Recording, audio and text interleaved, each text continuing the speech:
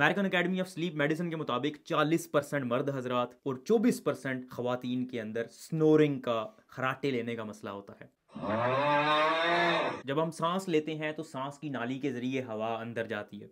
सांस की नाली के इर्द गिर्द कुछ मसल्स होते हैं, पट्टे होते हैं, और साथ में ये ऊपर जुबान होती है जो बिल्कुल सांस की नाली के ऊपर मौजूद होती है। जब हम सोते हैं तो जितने भी पट्टे हमारे गले के अंदर मौजूद होते हैं वो रिलैक्स हो जाते हैं, जुबान भी हमारी रिलैक्स हो जाती है। उसकी वजह से बाज औकात जुबान पीछे की तरफ सांस की नाली की तरफ जाती है और सांस की नाली को थोड़ा सा ऑब्स्ट्रक्ट कर देती है, रुकावट बन जाती है।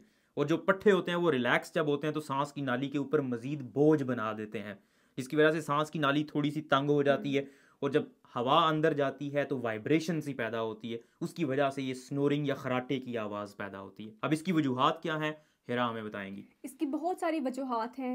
नंबर 1, मोटापा। मोटापा जब होता है तो क्या होता है कि यहाँ पे जो सांस लेने की नाली है उसके इर्द गिर्द चर्बी इकट्ठी हो जाती है और जिसकी वजह से स्नोरिंग होती है। नंबर 2, जिन लोगों में सोने का मसला होता है, नींद पूरी नहीं होती, उनमें स्नोरिंग बहुत कॉमन है। कुछ ऐसी मेडिकेशंस हैं जो मसलन रिलैक्सेंट्स हैं, वो हमारे मसल्स को रिलैक्स कर देती हैं, इसकी वजह से स्नोरिंग का मसला ज़्यादा होता है।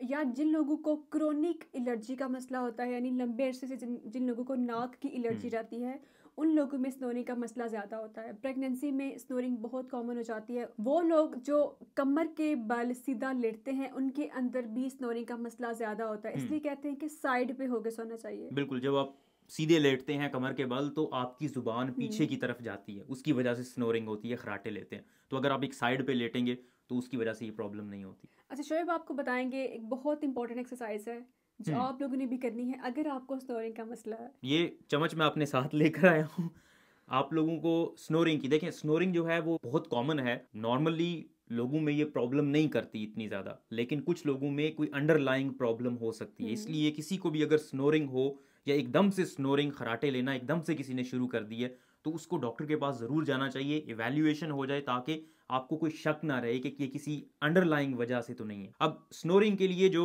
कुछ एक्सरसाइजेज हैं, देखें आप, मैंने आपको बताया कि जो पट्टे होते हैं वो कमज़ोर पड़ जाते हैं, उसकी वजह से आपको स्नोरिंग होती है, खराटे लेते हैं आप। अब इन पट्ठों को आपने मजबूत करना है। कुछ एक्सरसाइजेज हैं, कुछ वर्जिशें हैं जिनसे आप अपने इन पट्ठों को मजबूत कर सकते हैं।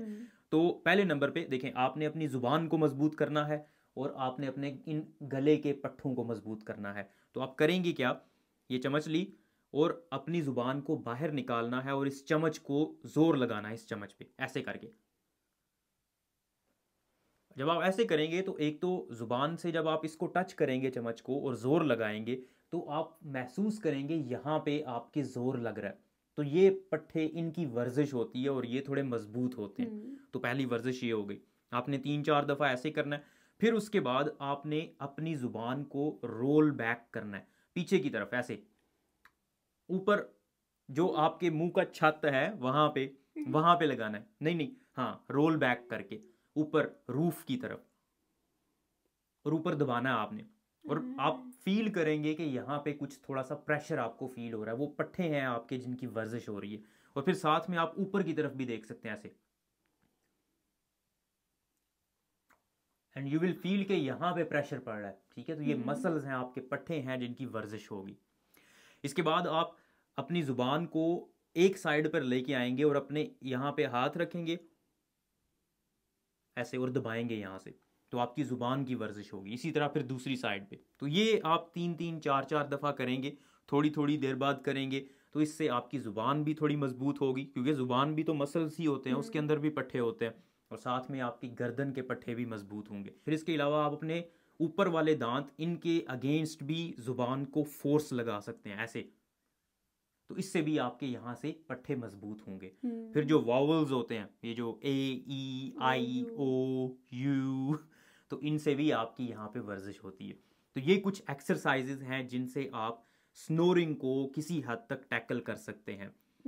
लेकिन ज़्यादा इम्पोर्टेंट वही है कि जो मसला है, अगर आप में ओबेसिटी है, मोटापा है, उसको आपने कंट्रोल करना है। अगर आप सिगरेट पीते हैं तो कोशिश करेंगे उसको छोड़ दें, क्योंकि स्मोकिंग इज़ एक big risk factor of snoring. इसके अलावा स्ट्रेस की वजह से भी हो सकता है। देखिए, जब भी आपको स्ट्रेस होती है आपकी नींद पूरी नहीं होती, जब आपकी नींद पूरी नहीं होगी तो उसकी वजह से स्नोरिंग, जितना आप ज़्यादा थके हुए होंगे आपकी नींद पूरी नहीं होगी तो आपको स्नोरिंग का मसला ज़्यादा हो सकता है। तो अगर आपकी नींद किसी और वजह से पूरी नहीं हो रही तो उसको ठीक करें। स्ट्रेस है तो स्ट्रेस की मैनेजमेंट करें। स्ट्रेस मैनेजमेंट पे मैंने एक कंप्लीट वीडियो बनाई हुई है कि स्ट्रेस को कैसे मैनेज बहुत किया अच्छी जाता वीडियो है। है। लिंक मैं नीचे डिस्क्रिप्शन में दे दूंगा। इसके अलावा आप अपने सराहने वाली साइड को थोड़ा सा ऊंचा कर सकते हैं। उससे आपकी नेक थोड़ी सी पोजीशन में आ जाती है कि सांस की नाली थोड़ी बेहतर तरीके से खुली रहेगी और उसकी वजह से भी स्नोरिंग बेहतर हो सकती है। अल्कोहल भी एक रिस्क फैक्टर है, तो अगर कोई अल्कोहल का इस्तेमाल करता है तो वो उसको कट डाउन कर दे तो उससे भी उसकी स्नोरिंग ठीक हो सकती है। स्नोरिंग नॉर्मली बहुत ज़्यादा प्रॉब्लम्स कॉज नहीं करती, लेकिन अगर स्नोरिंग ज़्यादा हो जाए तो बाज़ औक़ात एक कंडीशन हो जाती है जिसको ऑब्स्ट्रक्टिव स्लीप एपनिया कहते हैं। ये ऑब्स्ट्रक्टिव स्लीप एपनिया क्या होता है? जब आप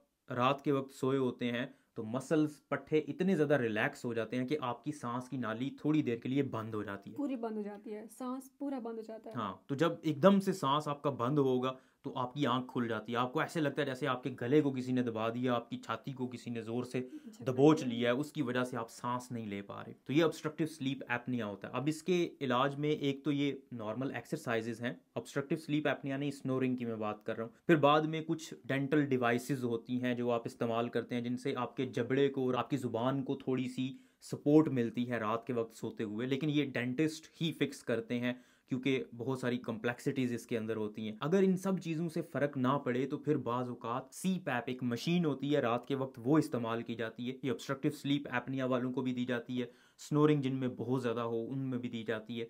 तो उससे भी फ़र्क पड़ता है और बहुत रेयर होता है। अगर बहुत ज़्यादा मोटापा हो या बहुत ज़्यादा कॉम्प्लिकेशंस हों तो फिर सर्जरी भी बाज़ औक़ात तजवीज़ की जाती है। स्नोरिंग एक ऐसी चीज़ है जो बहुत सारे लोगों को डिस्टर्ब करती है। जो बंदा सो रहा होता है उसको तो कम ही डिस्टर्ब करती है, लेकिन जो उसके साथ होता है उसको उसको ज़्यादा पता चलता डिस्टर्ब है। करती है।